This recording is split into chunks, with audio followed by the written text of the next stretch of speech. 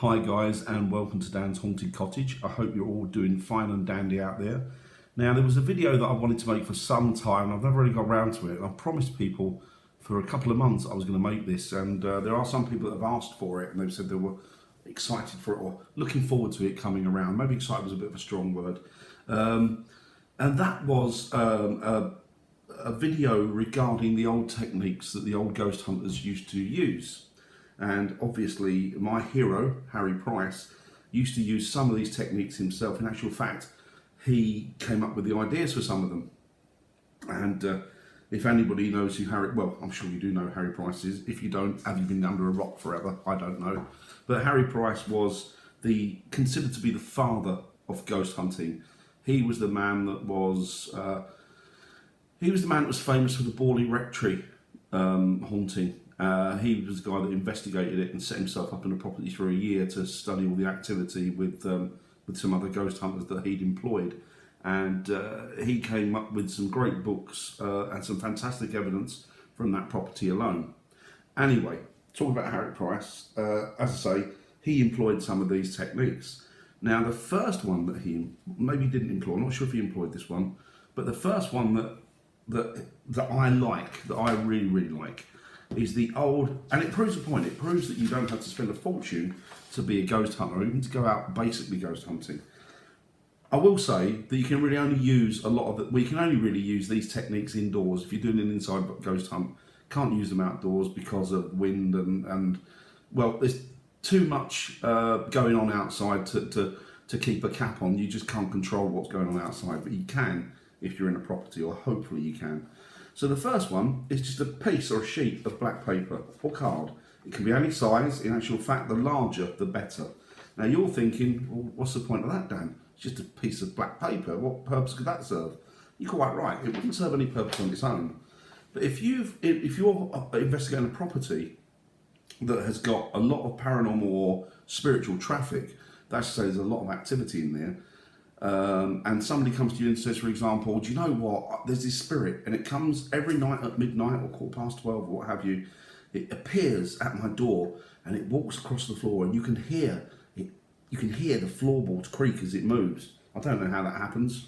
I don't know. As far as I'm concerned, they're in spirit form, but obviously that does happen because people have said it. What you then do is you find out where the main area of traffic is and you can set these out. Now what you do, you turn them up like that, you put them on the floor, and then you get some of this, which is just talcum powder. Got this from the pound shop, very, very cheap.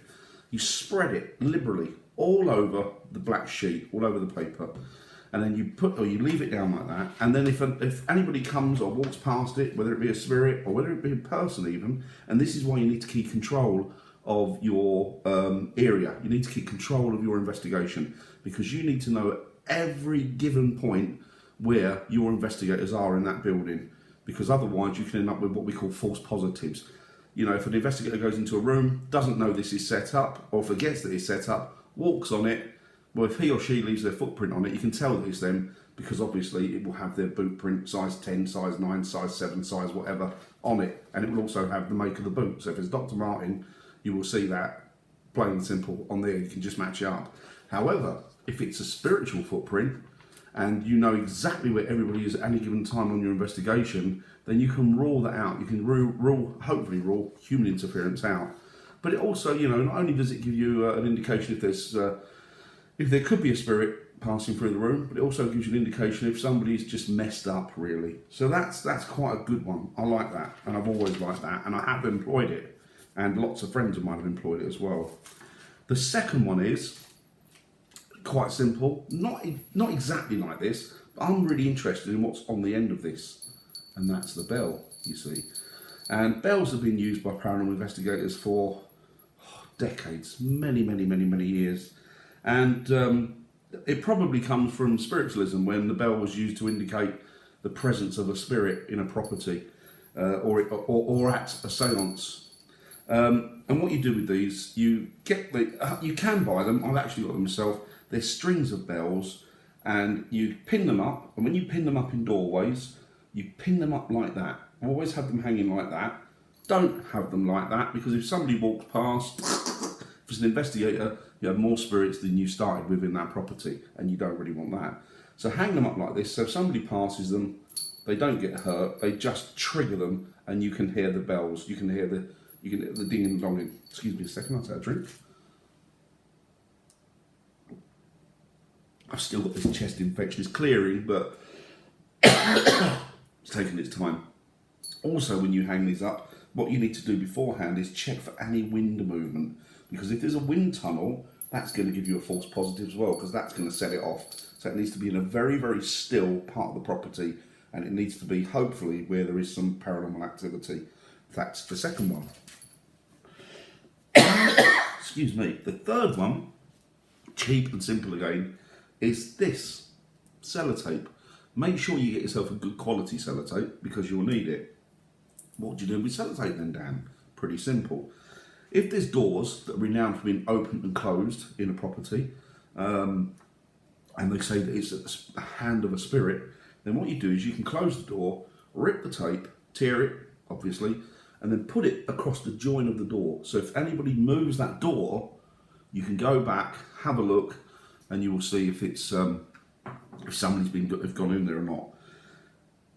Now, another good thing to do with all of these, and the next one that's coming up, is treat them like a trigger object. And a trigger object is something that we put down purposely in the hope that spirit will take an interest. Maybe pick it up, play with it, do whatever they do with it. Excuse me. So that's what you want to do. And the way to do that is to get an IR camera, an infrared camera. You can pick them up pretty cheap now. In actual fact, my friend Damon from Nina's Ambulance Camper makes them. I use his because, to be honest, they're the best on the market, I promise you. As far as I'm concerned, they're fantastic. So yeah, so go and have a look on his channel, give him a shout out if you ever want any of these cameras, and I'm sure he'll be able to fit you up with them. Now, the next thing, what you need to do, or what you don't need to do, but what you can do, is buy one of these. Now, I've had good actions and reactions with these. It's just a normal chalkboard. And what you do is you put it in a haunted room, piece of chalk, leave it down, go away. Hopefully if you go back, you might have some kind of scribbling on it, especially if you keep two-way radios going. So if you keep one radio continually going in one room and you radio through to it, could you please pick that up? Could you please do whatever with that piece of board and that piece of chalk? Could you leave a mark there? Could you do something? Hopefully they'll reciprocate, they will do it. Excuse me guys, this is terrible, this chest. Oh, still, it's starting to clear up now. So that's a real good thing. What you want to do with all of these is you really need to, as I say, put a trigger camera, or as trigger objects, you need to put an infrared camera pointing at them continually. And that way you can see if there's any shenanigans. If anybody's playing silly buggers, or indeed if there is activity, you can pick it up on that camera. But make sure you keep that camera running all the time. Don't put it on a time lock off. Don't put it on, taking random photos or what have you. You can do that with another camera, but whilst you're doing that, make sure this camera, or one camera, an IR camera, is filming continually. And hopefully you'll catch them at good evidence that way. Another thing that Harry Price used to do, and absolutely love this one, this is brilliant. If you go into a property and it's reportedly or purportedly haunted, because why would you be in that property otherwise with paranormal, ghost hunting and paranormal equipment, is make sure you take some slippers or overshoes, because they are good for deadening the sound of your own feet walking across wooden floorboards or anywhere else in the property. And it gives you an advantage. It means that you can hear where the noise is coming from and hopefully creep up on it without them hearing you. It keeps your feet nice and comfy while you're out on an investigation. So it means that you can hear them, but they can't hear you. And it also means that if there's anybody playing any silly buggers there, that you're going to catch them in the act. And that's about it, really. There are some other things that they used to use, and I'm going to show you those in a later video. I promise I'll get that up as soon as I can. But I just wanted to give you an introduction to the old-fashioned ways that ghost hunters used to go out and ply their art, as it were. And that's about it. I hope that was significant. I hope that you enjoyed that. I hope you got something from it. That's it, really. Thanks ever so much for watching. Something else I'd like to say. I've got quite a few new subscribers coming through. I'd like to thank you all for subscribing. I hope that you stay here for the ride, and I hope you enjoy the content that you see. Take care now, guys, and I'll see you soon. Bye. Cheers.